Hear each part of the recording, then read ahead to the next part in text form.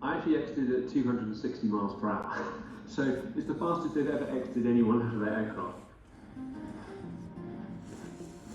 Without a chute, I guess. When I was exiting the aircraft, I can see for over 250 miles radius.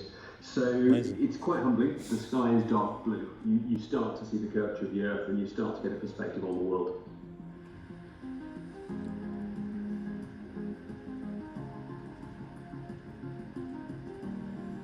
It's about terminal velocity as well if you fall out of a plane, going downwards.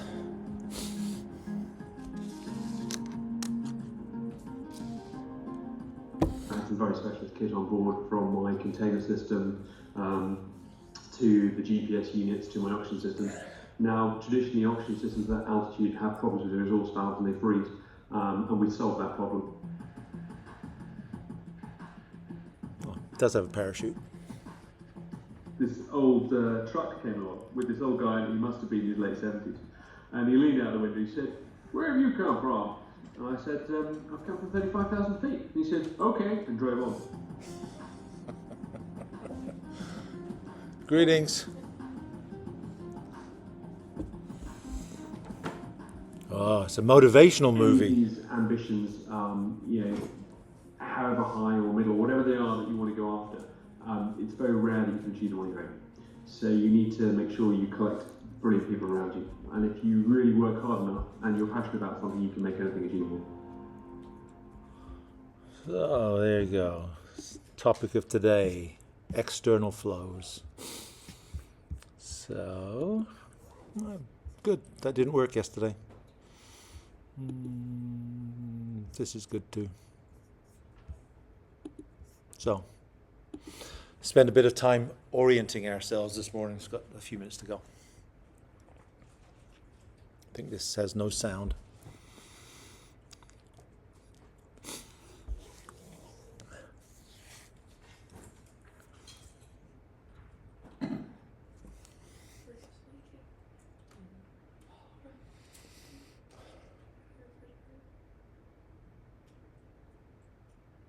So we talked about wind tunnels for buildings, also for airfoils, perhaps not so current these days. Apparently 777 from 20 or 30 years ago was designed completely, computer designed, without any interaction from physical models, and then tested, I guess.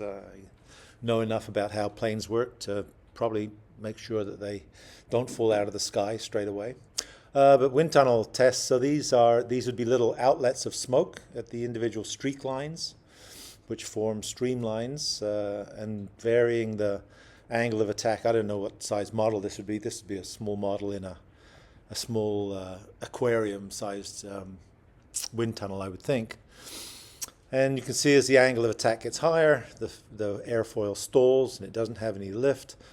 The earlier thing that we saw, I guess, that they were pointing out, was that when you release the smoke, release it and cut it off, you can see where the tracer is going, so you can see the fastest parts of the flow because those go furthest downstream.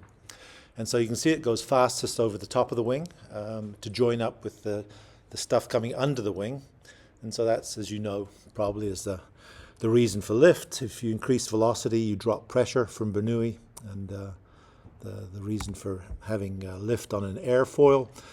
And the same mechanism really on a sail as well. Greetings. Guess I should stop these for going crazy in the background. Coand effect, lift coefficient we'll talk about.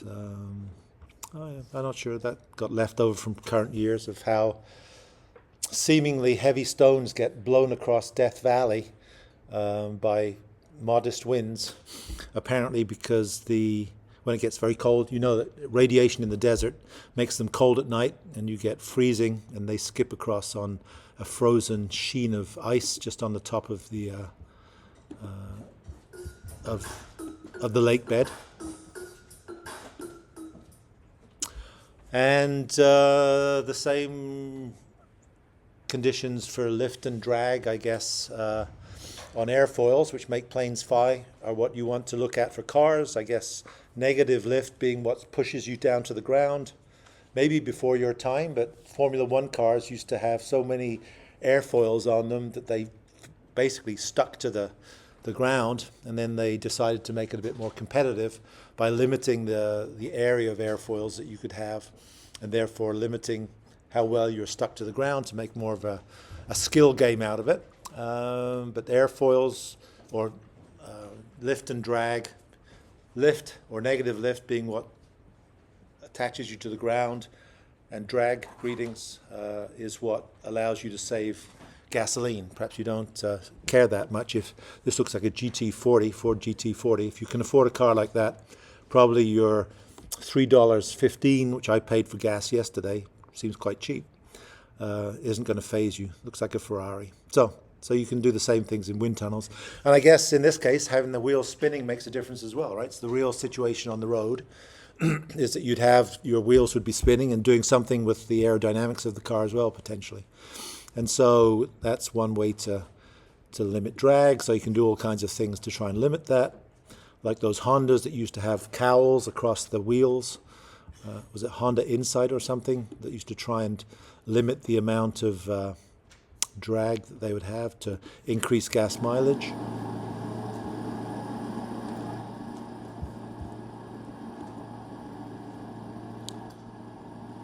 Never heard of Massey Harris, heard of Massey Ferguson. Which is so this is, again, airfoils, but with someone playing a game with his plane decked out in these, you'd call them telltales, I guess, if you're a sailor in a sailing dinghy. They have these on the sails to be able to show you where the wind is or isn't blowing, and its direction. So when you're tacking and jibing, etc., you can choose what to do. And so all they're doing here is they're flying, obviously, and then flying at different speeds. And of course, at some speed, as you get low enough, we know that lift, perhaps we know that lift might be a function of v squared, like head losses were in pipes. And so as you reduce the speed, then you reduce the lift.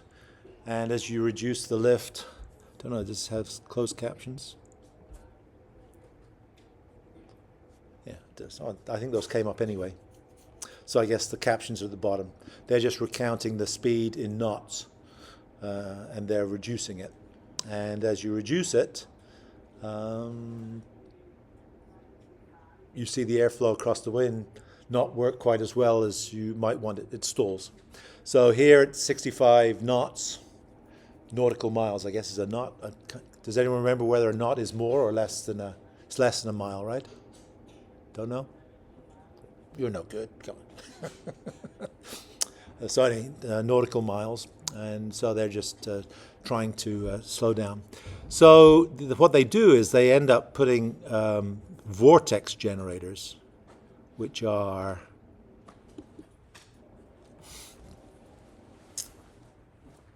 these things here. Sometimes you see them on wings of planes. Did I just move it back? Yeah, well, these things. Sometimes if you look out on the wing of a 737 or another commercial plane, you see these little things. They're made of aluminum, not plastic. I think these are digitally printed. And he's put them on the wing. I don't know if it looked like it was in Canada, not in Switzerland, based on the decals on that. And so now they have vortex generators on the far end of the wing, and they go through the same thing. Apparently there's music if we listen to it. I can't hear the music. And they go through the same sequence of bringing down the airspeed. And of course it's airspeed that controls what you're doing. So you see as you slow down, you get this reversal close inboard to the plane. But where these vortex generators are out on the edge of the wing, the flow remains quite orderly, and it changes the stall speed. The plane doesn't stall. And so I thought that was kind of interesting. I don't know how those work, but I did find another YouTube video of a guy explaining how they work. So I thought that was not that one. This one. I thought that was interesting. I don't even have the You give. have access to a 3D printer, and it's really cool how many 3D parts and models are out there, free for you to print into real life. I am an instrument-rated commercial pilot, currently training to I be a think it's flight interesting. instructor, and so I've come across vortex generators before, as used on aircraft wings. I logged a dozen hours in a paper Super Cub with VGs installed on its wings. What do these things actually do? Let's take a minute to see. Piperly, formerly made in Williamsport, just down the street. Or viscosity, it can act a little bit sticky, not nearly as much as honey or oil, but it's there. And if You know have all a this free stuff. stream of air moving along a solid surface, the air next to that surface gets slowed down by it, and that friction propagates upward. This area of slowed down air is known as the boundary layer, and it's why you can never quite blow all the dust off of things. As air flows around a curved surface, it would like to follow that surface all the way around. If air did not have any friction, it would flow around this ball symmetrically. You know? High pressure at the front and back, low pressure at the top and bottom. And there would be no drag because the pressures are symmetrical and there is no friction.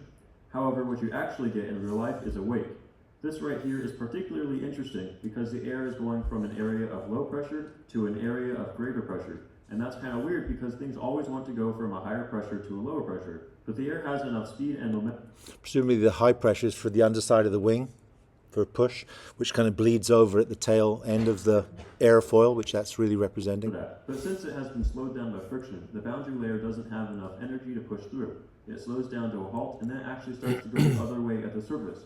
And right there, that is when the airflow He could teach a class. The area of reversed flow is called a separation bubble, where air is recirculating and it has a lower pressure. And the difference in pressure between the high rammer pressure in front and the low pressure separation bubble in back causes a force known as pressure drag. Another way to look at it is that the air has mass, it has weight and momentum, and at the front of the Pressure drags high Reynolds numbers, right? When friction factor is constant with Reynolds number, same deal as we'll see. air and pushing it with us. Similarly, the wake in the back is a low pressure separation bubble where we are grabbing a bunch of air and pulling it with us. We are giving it some of our energy and then letting it go and then grabbing some more. I noticed that so I thought it'd be a cool idea to try and 3D print some vortex generators and then put them on my car's rear windshield and see if they would help delay Good idea, on his car. Yeah. Here's my test.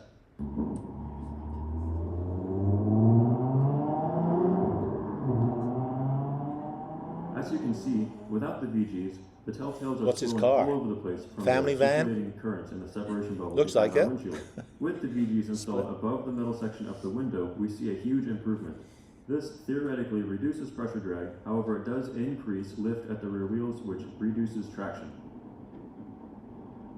Pretty How good. do these vortex generators work? When air is being redirected around an object like a piece of plywood or maybe an airplane wing, and lift is being generated, there is a lower pressure on top and a higher pressure on bottom. And this higher pressure can escape to the low pressure around the wingtip. This causes all the high pressure air to move outward and all the low pressure air to move inward. These sheets of air are called vortex sheets, and at the tip they roll up into a vortex.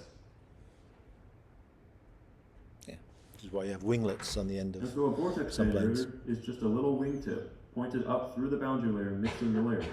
The air on the high pressure side is moving upward and the low pressure side moving downward. And at the tip, it rolls up into a vortex, mixing the air from above the boundary layer with air inside the boundary layer and preventing it from staying close to the surface for too long.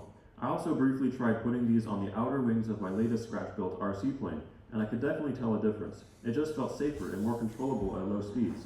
The inner wing would easily stall, but the outer wing would maintain control. It's pretty interesting how you can actually hear the wake of the wing. At high speeds and low angles of attack, pretty the good. air is smooth, but at low speeds and high angles of attack, the wing's turbulent wake is hitting the tail surfaces and the camera.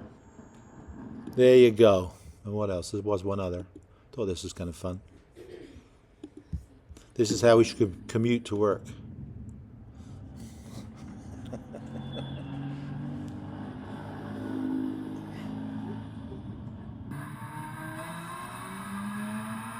Oh, boy racer.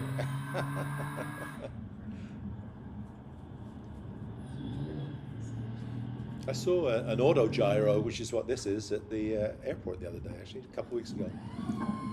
So it looks like a helicopter, but it's not. The blades are rotated under maybe some small power takeoff of the engine or some exhaust from the engine that just blows through this thing up here.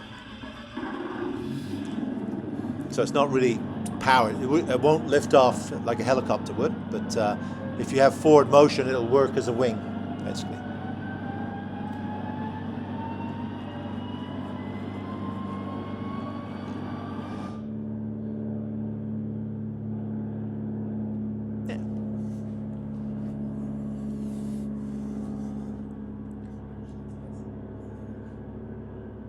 See, it does fly. And lands wherever you want to land it, I guess.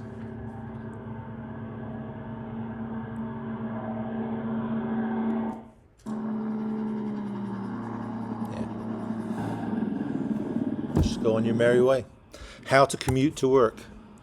I guess they had them in James Bond, didn't they? Do you watch James Bond movies? That old hat these days? Too misogynistic? So, yeah, fine. So, we'll talk about lift today. I guess we've gone more than we needed to on that. So, what are we going to do today? So, we're in week 12. Maybe it'll be worthwhile to recap some of the stuff that we've done so far. I'm not sure we have a huge amount to... Yeah, let's recap where we are, just briefly.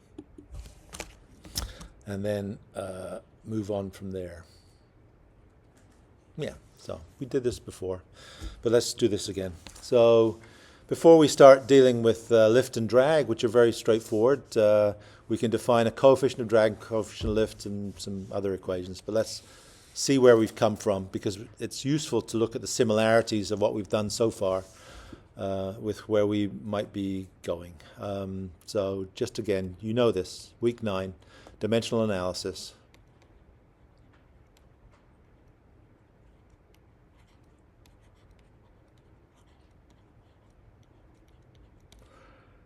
And you'll remember that we talked about geometric, different kinds of similitudes. Geometric was that length over diameter model equals length over diameter prototype. Kinematic was that Reynolds number, which is a velocity, a density of the fluid, a characteristic dimension, and the viscosity of the fluid of a model equals RE prototype. And dynamic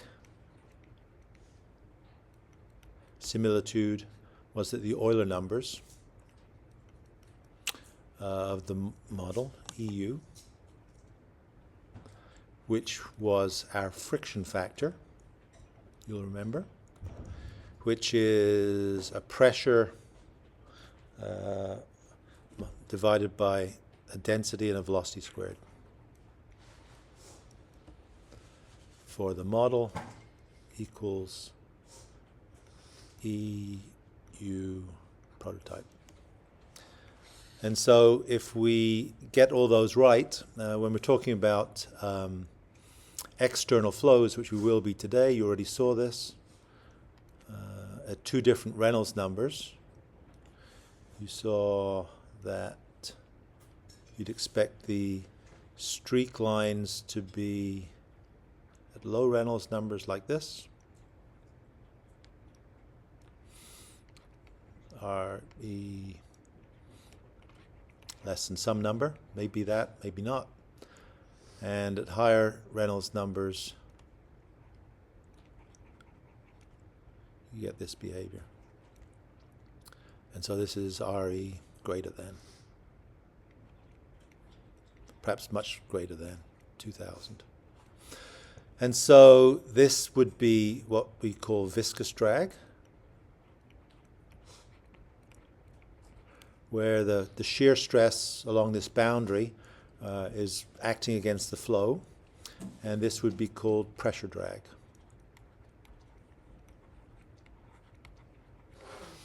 And they're analogous to the regimes that we saw in pipes. So that's where we're going today, but I guess we're not going there yet. So week 10 and 11.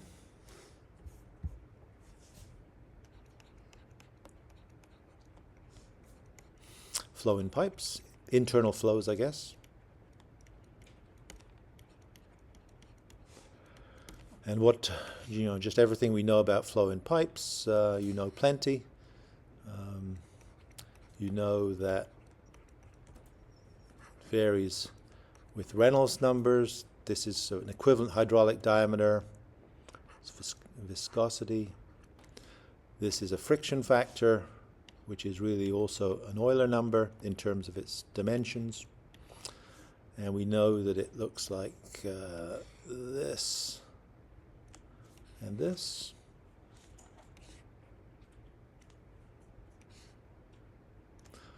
And so this is increasing relative roughness, low relative roughness. We had a smooth area here. I guess we have laminar and turbulent that break at, again, 2000-ish. And this is given by a constant divided by Reynolds number. For circular pipe, C equals 64, right? And these are, so this is, friction factor is a function of Reynolds number not, but relative roughness. And this is where friction factor is a function of Reynolds number, but not roughness.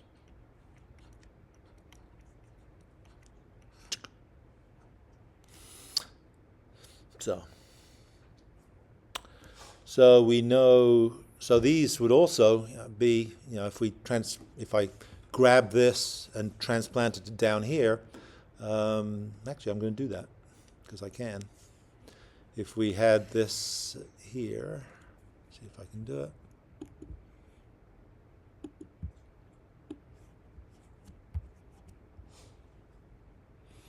If this was, instead of a pipe, it was a golf ball or a cylinder into the page, then this would also have this same break that we've alluded to. Whoops, not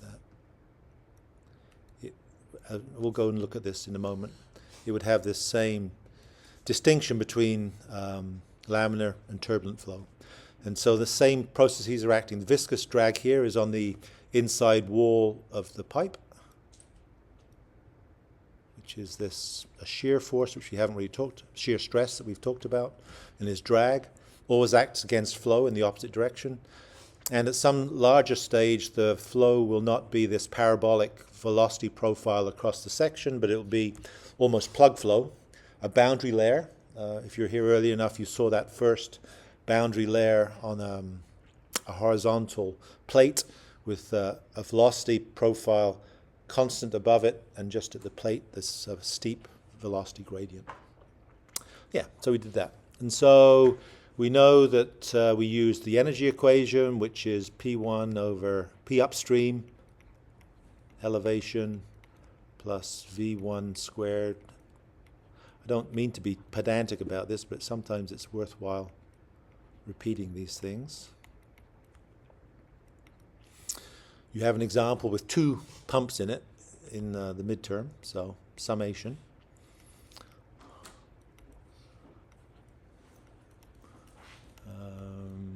And so you have Bernoulli on both sides, plus the sum of the head losses,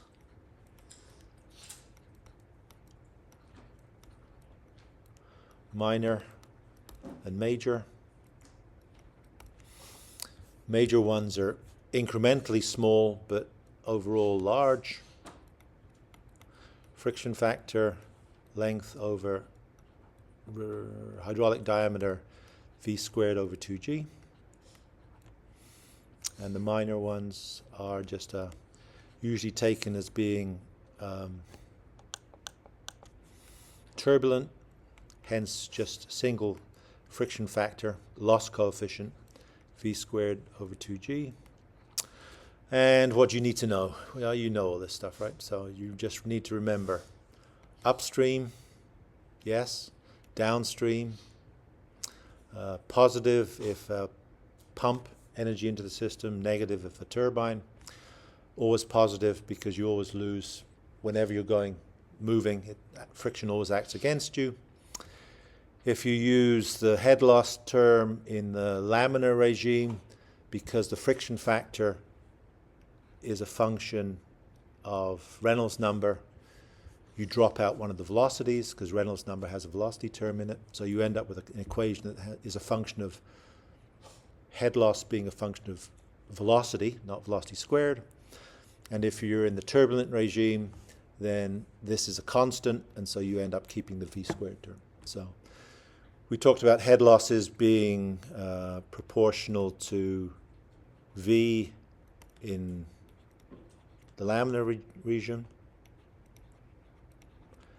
and v squared in Re greater than 2000.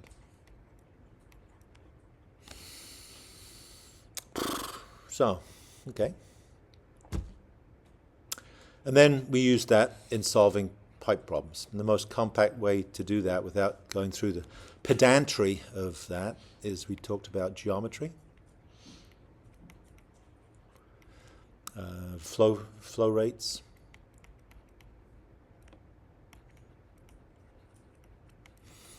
and head loss.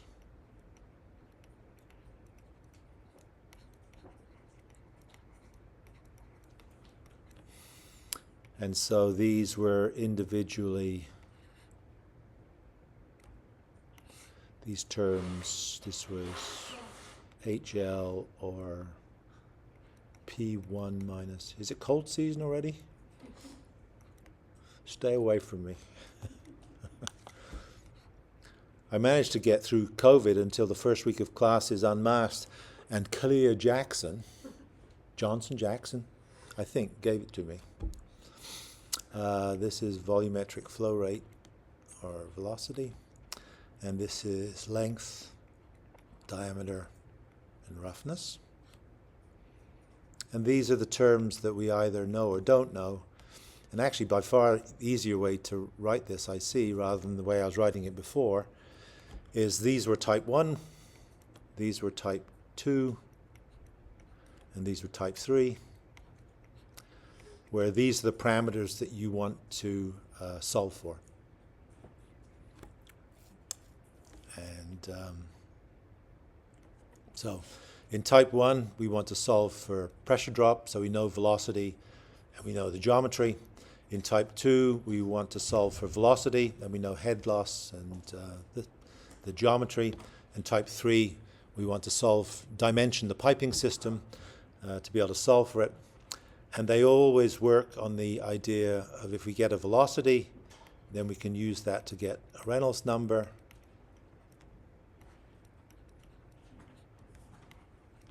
And we can use that to get a friction factor. And we can use that friction factor to again check a velocity. And we go back here. Or I guess I could do it slightly differently, but we then go back here. That's probably just as good, right? And an intermediate step to doing this, if we're trying to dimension it, is that we guess either a diameter or we guess a friction factor. To be able to do this, we know the ranges of friction factors are 1/10 to 1,000th, and we know a diameter just by guessing it maybe. And then we use that again to calculate a velocity. If you have a diameter and you have a friction factor, then you're able to calculate a velocity, then a Reynolds number, etc. That's what we did. Talked about, yes sir? This is for type 3? Generically, I think for any of them. So for type 1, you'll have a velocity. So everything except for type 2, you'll have a velocity, right? Type 1, you'll have a velocity. Type 3, you'll have a velocity. You want to have so much water coming through your toilet cistern, and so you'll have a velocity in those cases. If you don't have a velocity, then you have to work with this, and you'd probably directly calculate. I suppose you'd skip this step, going directly here, right? You'd have a diameter, you'd calculate a friction factor, and I suppose you'd go here the first step. You'd calculate a friction factor. From that friction factor, you'd calculate a velocity, you'll calculate a Reynolds number, and you'd change the diameter based on that. You know that you have type 1 questions only in your test. as I've mentioned before. And then we talked about pipe networks. And yeah, so what were the pipe networks? If we have pipe networks which are two pipes going from two reservoirs, these are the pipes.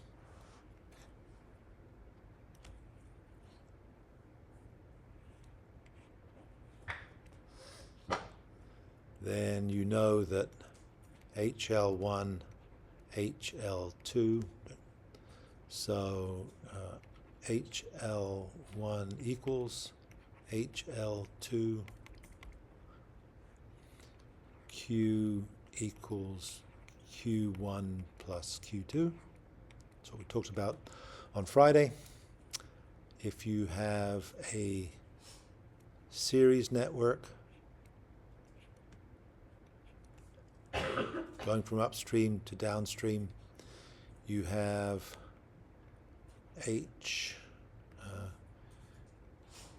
Q1 equals Q2 equals Q3, and head loss overall is equal to head loss 1 plus head loss 2 plus head loss 3.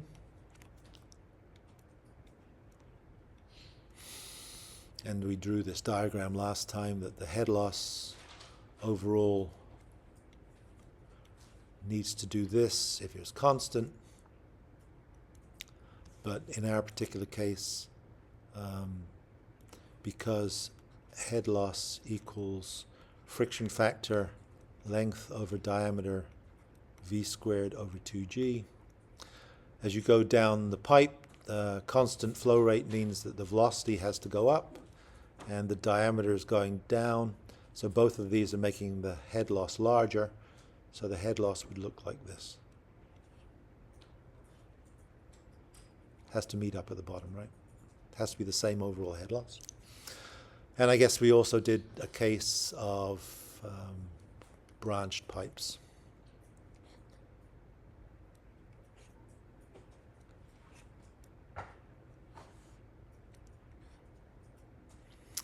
And 1, 2, 3, and so we could solve this as Q1 equals Q2 plus Q3.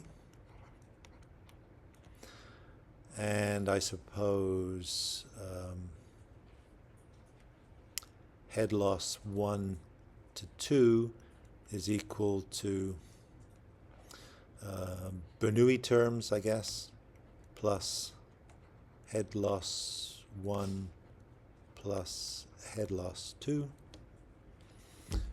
which is really delta Z, right? If we have has to equal the change in water levels. So we do have something that we know. So if we wrote Bernoulli, the only Bernoulli term would be, I guess, minus delta Z in this particular case for this. It should be on the left-hand side, right? And head loss 1 to 3, doing a circuit through this in the lower section would be, I don't know, I write this better. Right? So this would be, let me change this.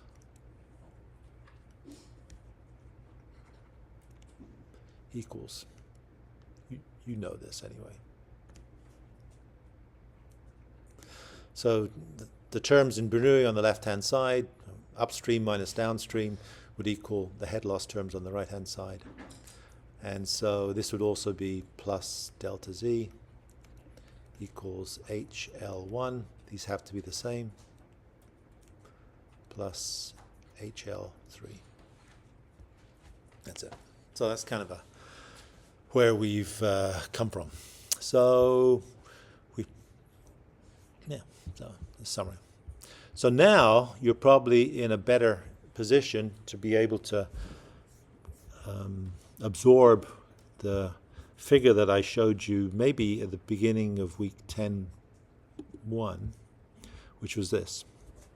And so These are the things that we talked about. Week 9 was Buckingham Pi and dimensional analysis. So this is this here.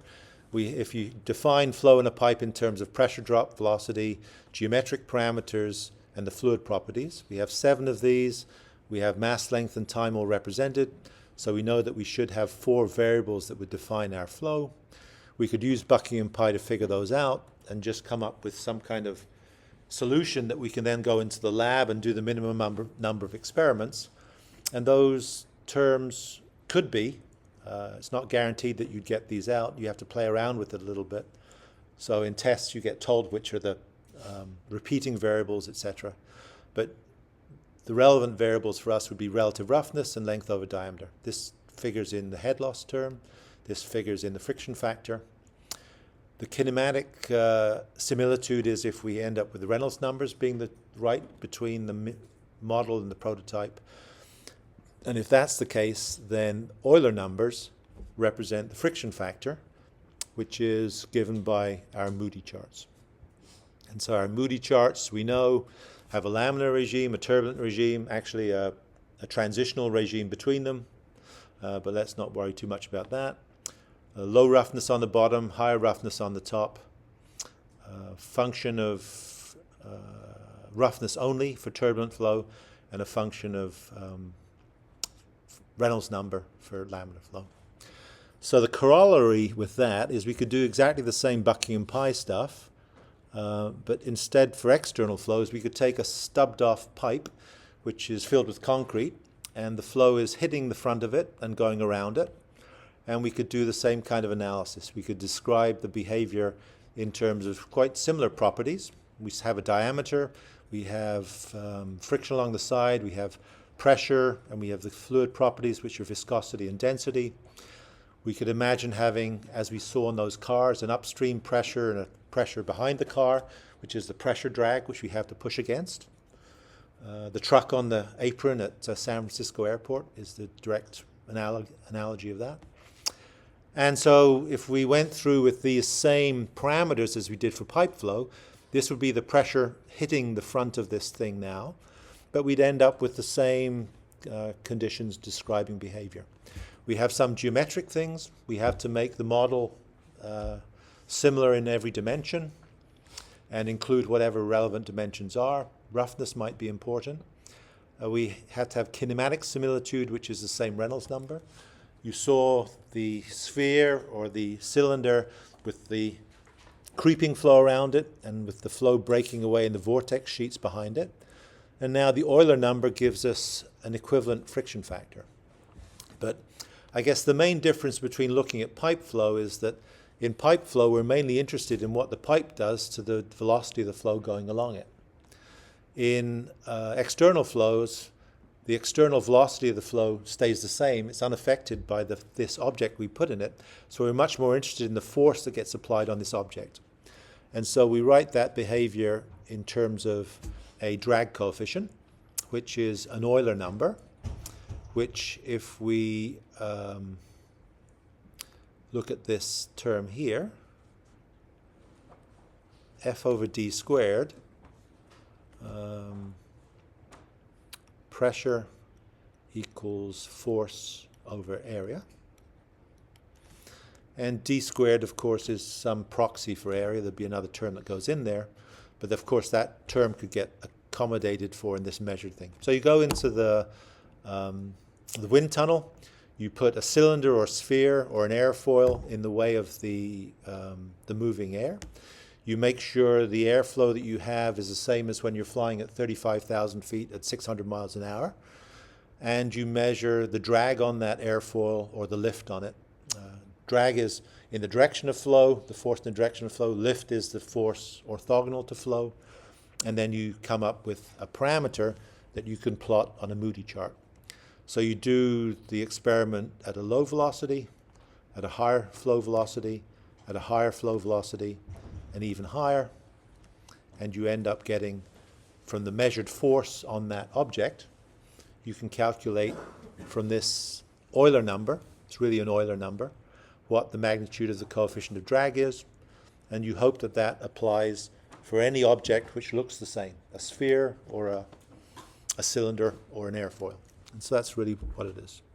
So that's kind of where we're going now, I guess. And we don't need to talk about it now, but when we talk about open channel flows, the behavior is the same. We have similar coefficients, geometric coefficients. We will find out that the Reynolds number for flow in open channels is almost always, because of their size, turbulent, and we're also almost always in this regime. And we end up with friction factors, which are called Manning coefficients, given by the symbol N. And we know what those are for a rock line channel, a grass line channel, etc. So that's the final two things that we have to deal with. So that's it. So, okay. So that's the big picture to clue us in on where we're going. So, coming back to this is exactly what we'll spend a little bit of time with today. I'm not sure we have to spend too much time to mention what's going on. It really revolves around these coefficients of drag and lift. I can't remember what stuff I have in here. Not very good figures. I guess this is the essence of it. So you can do it either in theory. So you remember that when we talked about cats fighting on YouTube, when we talked about flow in a pipe. I've lost my train of thought now. Yeah, okay. When we talked about flow, we decided that we could use our Buckingham Pi. We had 7 variables, and those allowed us to figure out what the important dimensionless variables were, so we could do the minimum number of experiments. So you get a pipe of some length and diameter. You just keep on increasing the flow velocity, and that gives you a whole series of results that apply for that particular pipe roughness. Then you change maybe the roughness of the pipe with the same geometry, and you can get another line on the horizontal friction factor charts. So that's what we're going to attempt to do here. We realize that if we're flowing at the right Reynolds numbers, what we need to do is be able to get the forces that are applied, and I guess this says it all, is that either as drag or lift. So if we have flow along a car, obviously lift is going to be the lightening of the load on the car. If you measure the weight of the car sitting on the plinth and you flow air across it and it gets lighter, you know that you're measuring lift. And if it gets heavier, or apparently heavier, then you know that you're measuring negative lift, forcing it down, as you might want to do to stick the wheels to the surface. Likewise, if you're measuring the force along the flow direction that you have to apply to hold it static, so if you have a car sitting, or an airfoil sitting on a little lever, you could measure the bending, if you like, of this lever.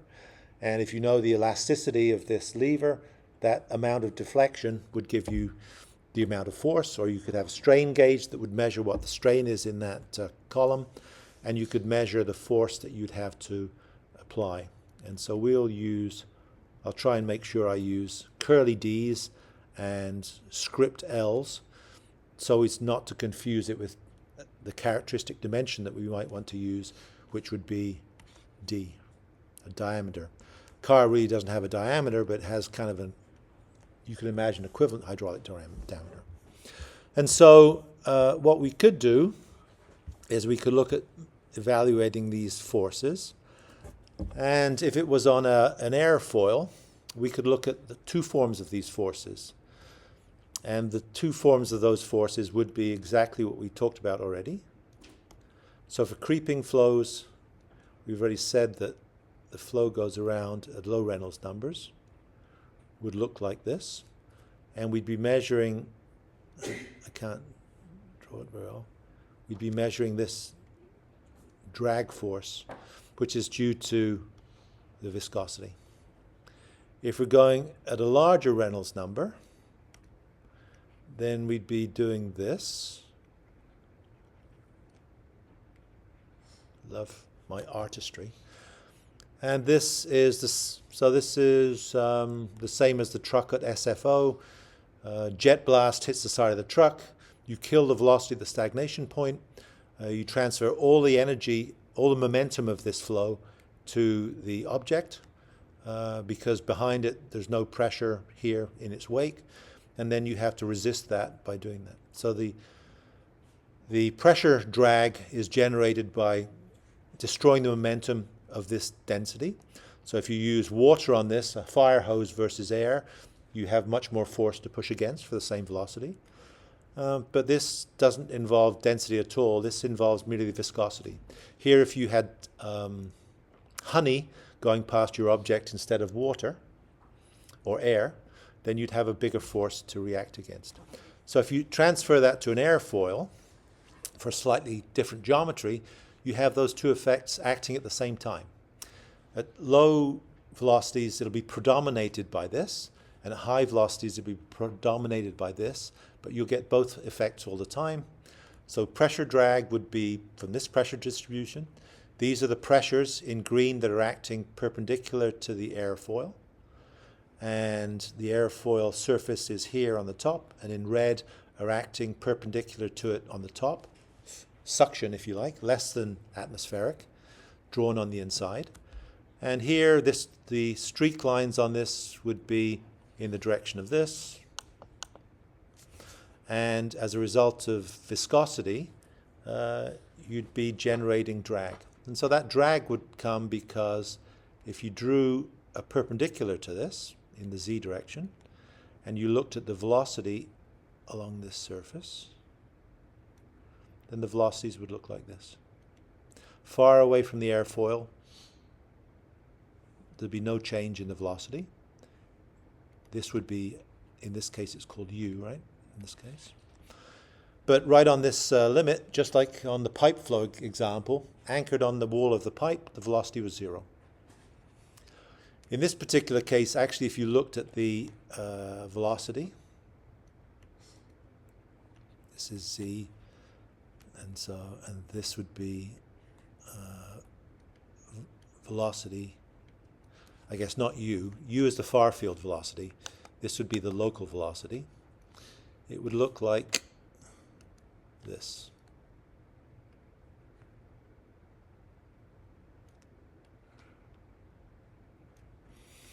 And if you're here early enough for the bonus movies, they talked about boundary layer stuff. Do I still have that? Missed the wingsuit, man. Oh, where was it? Was it this one?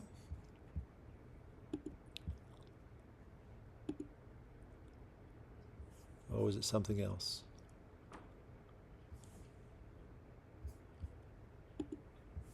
Did this one have, this didn't have a flat plane going through it? I thought it was a narrated one. Yeah, perhaps it wasn't that. Well, perhaps I'm not going to be able to find it. Remember when it was? Oh, it was our guy talking about these vortex generators. No? Ah, yes. So this is the surface. The air next to that surface gets slowed down. So as you look far away from this, right? So away from it, the velocity is the same. Close to it, it's slowed down. And so this is almost, as you go vertically, it's almost a constant velocity to the far field velocity because you see this divot in the system. So that's what we're talking about. So that's kind of an important feature for us to think about. And so what happens is if we knew what the solution was for the shear stress distribution and the normal to the boundary pressure distribution on this surface, what we could do is we could take this surface and we could resolve it. And if we define some coordinate system with 0 being pointing upstream towards the flow and 90 degrees, 180 degrees, 270 and 360, etc., then we can define this behavior on the surface in terms of the shear force, shear stress that's acting along it, which is in this direction, and the pressure acting normal to it. Both of them will be on a small section of length of the airfoil, or the boundary, which is of length dA. So this length here is just a differential length d sub a. And we need to resolve these forces normal to it, if it's the normal pressure, and parallel to the surface, if it's the shear stress. And if we resolve those components, this is exactly what we get. And so we get, by resolving what the change in the shear force is, to get a drag. Remember, this is not the dimension, this is squarely D and squarely L. And this is just the pressure times the angle of attack relative to that. This is this angle. Don't need to go through it. You're just resolving a force. So if we know what the force is at this angle, then we can multiply this magnitude by this and the area that it acts on, and we just end up with these closed form solutions, which we can use and we will use next time. And so if we know what the pressure is, we don't always know that, and how it varies over the contour of this airfoil or over the contour of this circle. Maybe we'll do an example with a circle. I think one of the examples we do is a Nissen hut, right? A Nissen hut is one of these, or Quonset hut, is one of these semicircular steel huts with has air going over it from the wind. We could calculate what the lift would be that would try and lift it off its foundation and destroy it. And so if we know a closed form solution for the magnitude of the pressures as a function of the angle of rotation, so if we know everywhere on the surface what the magnitude of the pressure is and the magnitude of the shear stress is, then we can calculate each of these just by knowing that equation and doing the integration of this. And we'll do it primarily for the easiest cases. And the easiest cases will be a plate in a flowing fluid. This is the one we've just looked at. We just drew this in, you get a boundary layer. So if you look, this contour here of this red, this locus that separates the arrowed point from the exterior field is the so-called boundary layer. And this is the boundary layer where, for all intents and purposes, the velocity jumps from zero very quickly to the background far field flow velocity. And actually this is quite an efficient way because you don't get all this viscous drag acting here. You just instantly, over a very short region, go from a lot of drag to no drag at all. So this is actually quite an efficient way of having a wind.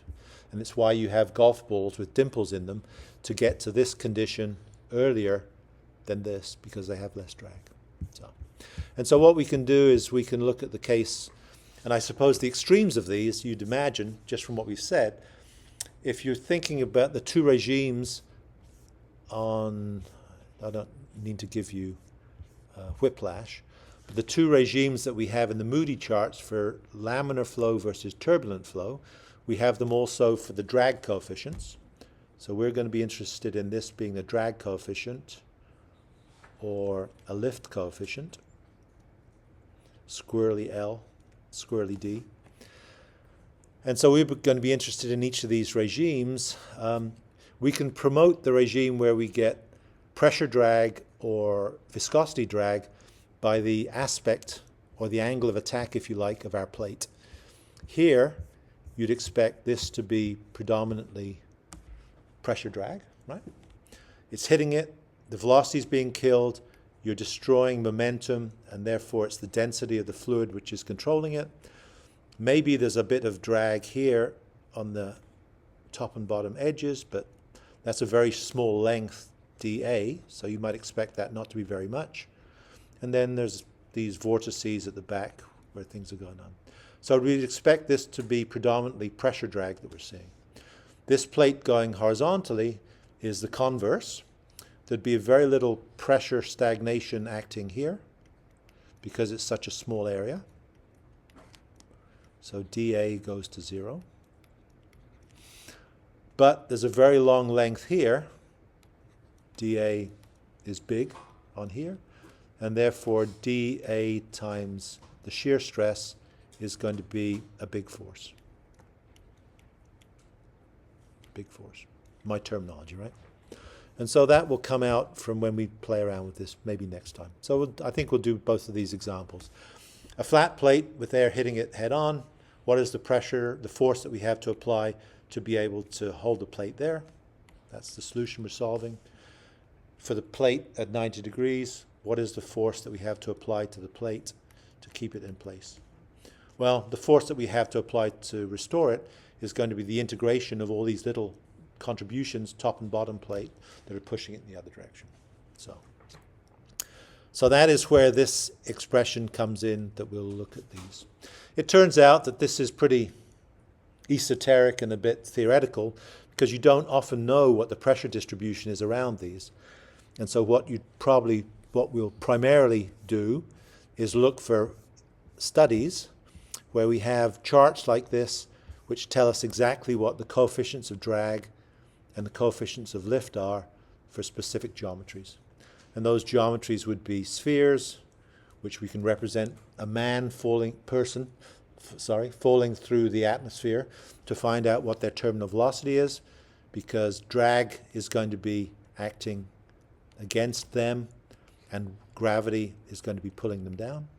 Simple balance. And I guess we'd also look at airfoils, right? And how those work with flow.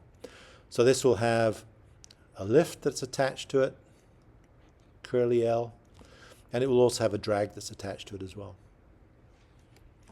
And you'd like to have low drag because you'd like to have efficient airfoils that don't cost you lots of jet fuel or battery electricity in the coming modern age.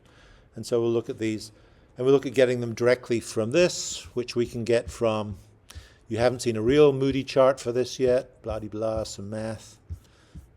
But if you look at the behavior for, where is it? Yeah, this is a coefficient of drag with, that's not what you want. Well, it's here somewhere. That's the one I'm looking for. Coefficient of drag as a function of Reynolds number. And so laminar regime, not surprising that it's a function of 1 over Reynolds number, reciprocal of Reynolds number, and not surprising that as you get to higher flow velocities that it flattens out. What is surprising is that you get some little kinks in this, and that is when you get little strange things going like the von Karman vortex street, which is the same as the reason for the Tacoma Narrows, plucking the top and bottom as the vortices are alternately shed from the top and the bottom of the system. So that's where we're going. Do you want class on Wednesday or do you want to not? I'm ambivalent. Do you have a test with Nelson? So there might be on Wednesday. Sorry? There might be people here on Wednesday. Yeah, I know. So that means yes? Yeah. Fine. Right. Come as you wish, come as you don't wish. So, please, I'd love to see you all. I'd love to see a packed house. Perhaps we can break the stadium record for the day. Right. So.